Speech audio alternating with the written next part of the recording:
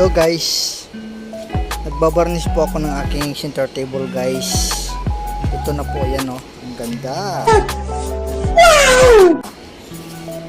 Napakaganda guys. Ito po yung sa ilalim. Yan, walang laman yan sa loob. So ngayon guys, kung gagawa ka lang ng kwento, gandahan mo na. Para kung mawala ka man sa bandang huli, kahit kwento ka lang, may pagmamalaki ka. Yan. Gago! Guys, yung aking isi-share sa inyo.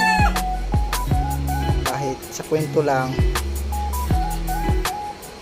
may nagagawa ka, guys. Yun nga guys, ito na po yung aking pinabarnisan na center table, guys.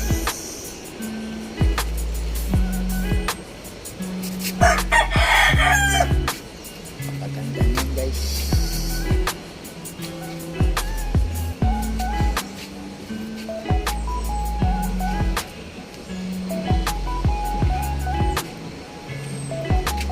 Tutuyuin ko muna guys bago balik ta rin. Dito naman ako mag sa kabila varnish guys. Tingnan nyo na lang matapos guys. Kung ito po ay yung aking business, kiklik kaya yun guys. Hindi totoo yan. Sa ganyang kaganda ng gawa, kiklik kaya yan. Oh, parang nahinaan pa ako sa mga customer ko na bibili. Ganyang style o ganyang kaganda niya. Parang nanghihinayang ako o